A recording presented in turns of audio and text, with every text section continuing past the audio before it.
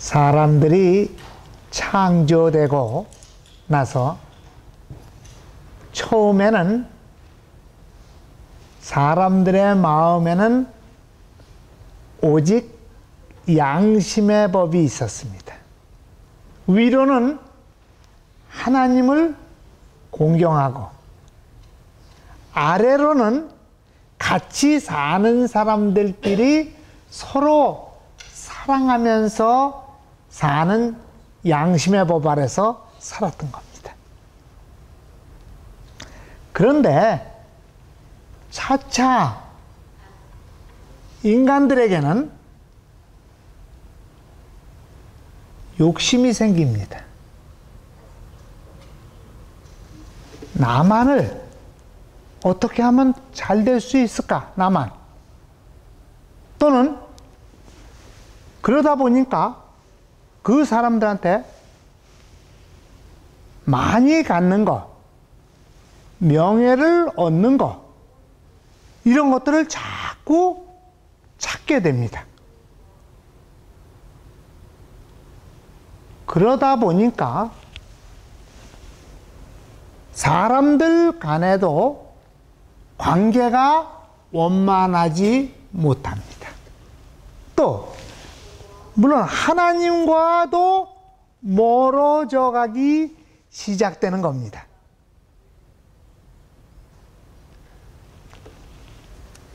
이럴 때 여러분들이라면 어떻게 하시겠습니까? 거기에는 뭐가 필요하냐면 어떤 법이 필요한 겁니다.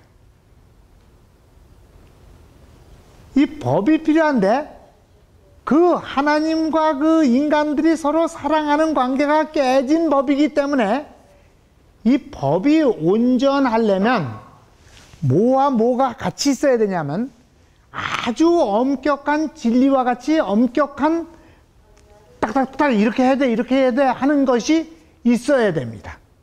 그러나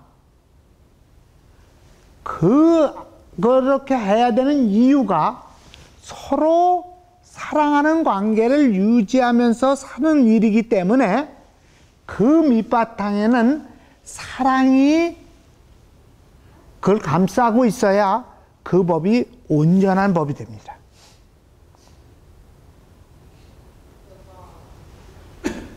그러나 세상이 자꾸 타락하면 타락할수록 그 법은 사랑은 없어지고 엄격하고 아주 강한 것만 남게 되는 겁니다. 그런데 우리와 하나님과의 관계, 사람들의 관계는 그런 법으로 가능해요, 질서가. 그런데 우리와 하나님 사이는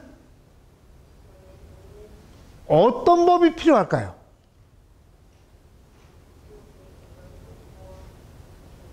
하나님과 우리 사이는 어떤 걸로 관계가 맺어지는 걸까요? 그 관계는 우리들의 진짜 중심에서 어떤 마음을 가지고 있느냐로 관계가 이루어지는 겁니다. 사실 이 진리는 사람과 사람 사이에도 똑같이 그런 것이, 그런 법이 이루어지는 겁니다. 근데 많은 사람들은 겉으로만 그렇게 하고 속으로는 다른 생각을 갖는 겁니다. 진실할 때만이, 그 속에 사랑이 있을 때만이 그 관계는 정상적인 관계가 됩니다. 그것을 담아준 것이 바로 십계명입니다. 이 하나님의 법이 십계명하는 그것을 담고 있는 겁니다. 십계명을 잘 분석을 해보면은 한쪽 편에 있는 계명은 하나님을 어떻게 사랑하면서 살 거냐 하는 하나님과 나 사이의 사랑의 관계를 주고 있는 겁니다. 또 십계명의 한쪽 다른 쪽 편에는 뭐냐면 나와 인간들 사이에, 서로 사람과 사람 사이에 어떻게 사랑할 수 있겠느냐 하는 것을 담고 있는 겁니다. 그런데 인간이 자꾸 타락을 하면서 이거를 자기 편안할 대로, 이 법이라는 게 그렇잖아요. 귀에 걸면 귀걸이, 코에 걸면 코걸이가 되는 거 아닙니까?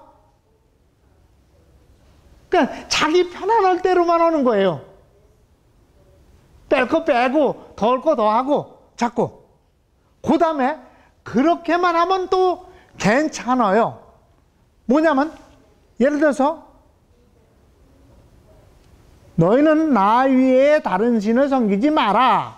그래서 그거를, 그 근본적인 뜻을 깊이 생각해서 하나님을 사랑하기 때문에 다른 신을 섬기지 말아야 되는데, 어떻게 만들어 놨냐면, 야, 하나님을 하나님 나 위에 다른 신을 섬기지 않는 거는 요건 요렇고 요건 요렇고 요건 요렇고 할 때만 되는 거야.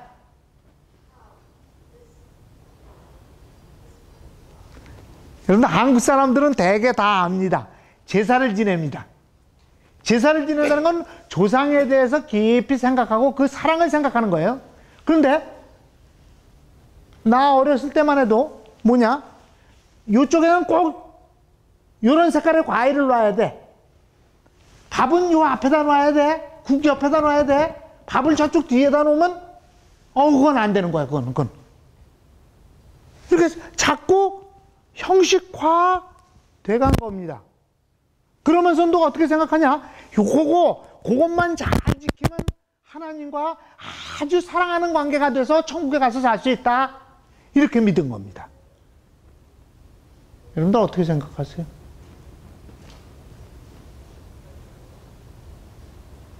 내가 아무런 마음에 좋아하는 것도 없이 가가지고, 방영국 권사님, 나 방영국 권사님 엄청 사랑해요. 엄청 사랑합니다. 그거 사랑한 거 알죠? 어떻게 돼요? 그래서 진짜 사랑하는 관계가 이루어집니까? 이때 이걸 아주 안타깝게 여기고 진짜 너무 불쌍해서, 왜? 그렇게 되면 관계가 끊어지면 천국도 없으니까 다 지옥 가서 살아야 되니까 너무 안타까운 하나님께서 이 땅에 인간의 몸을 입고 와서 다시 가르쳐 주는 거예요. 이게 굿뉴스, 가스펠입니다. 복음입니다, 복음. 그래서 복음은 뭐라고 얘기하냐면 사랑의 법이라고 얘기해요. 사랑의 율법이다, 그런 얘기예요. 그런데 그걸 들은 인간들이 또 이번에는 10계명 다 필요 없어. 오직 이 사랑의 법만 있으면 돼. 참 어떻습니까? 인간의 간사함이요.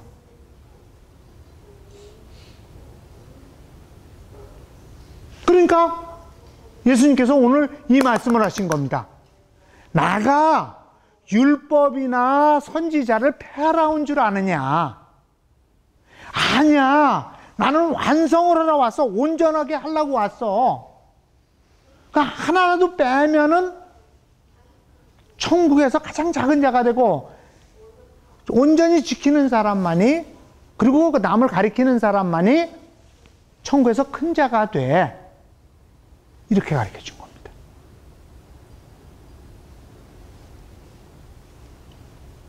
오늘은 이 핵심을 가지고 여러분들하고 잠깐 깊이 생각해 보도록 합니다.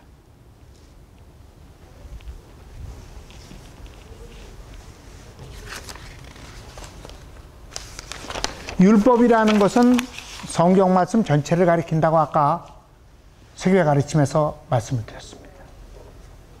이 성경 말씀 안에는 정말 우리가 어떻게 하나님과의 관계를 맺어서, 인간들과 관계를 맺어서 천국에 이룰 수 있느냐 하는 걸 다 적고 있는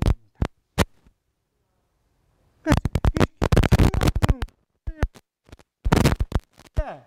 우리가 정작 구약을 읽어보십시오. 어떻습니까? 이게 무슨 이스라엘 사람들 맨날 싸움하는 얘기나 나오고 뭐 이상한 얘기나 나오고 하니까 우리가 도저히 이게 나하고 무슨 관계야 하는 생각을 갖게 됩니다. 그러나 하나님께서는 그 말씀의 그 상징적인 것을 통해서 우리에게 주려는 교훈이 있습니다. 그 깊은 뜻을 이해하게 되면은 정말 이 말씀이 언제 어디서나 누구에게나 다 생명의 말씀이 되는 것을 알 수 있습니다. 그것을 느끼는 사람이 정말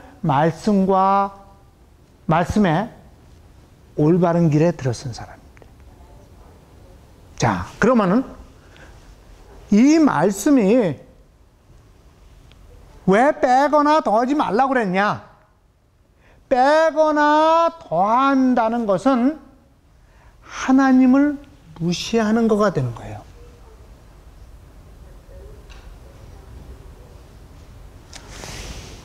내가 아까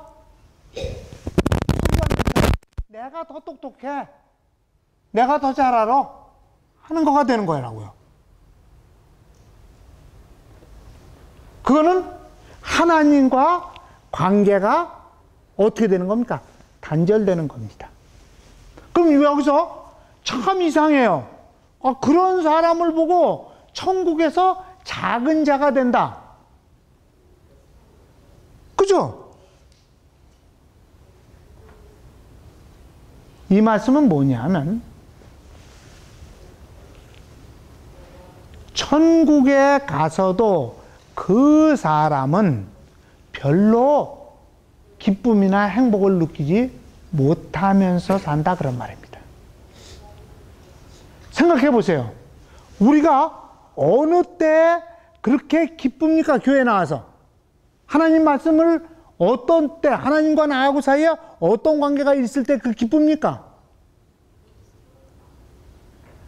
진짜 하나님 말씀이 내 속에서 감화감동이 될 때, 오늘 아침에 기도한 것처럼 성령의 단비가 내려서 나한테 그것이 말씀이 좋아서 그 말씀대로 살았더니 정말 모든 일이 더 만사형통될 때, 그때 우리가 기쁨을 느끼는 거 아닙니까? 그래서 좀 더 내가 다른 사람에게 도움이 될까 하고 도움이 될 수 있는 일을 찾아서 막 할 때 우리가 더 행복한 거 아닙니까? 그것을 무시하는 사람이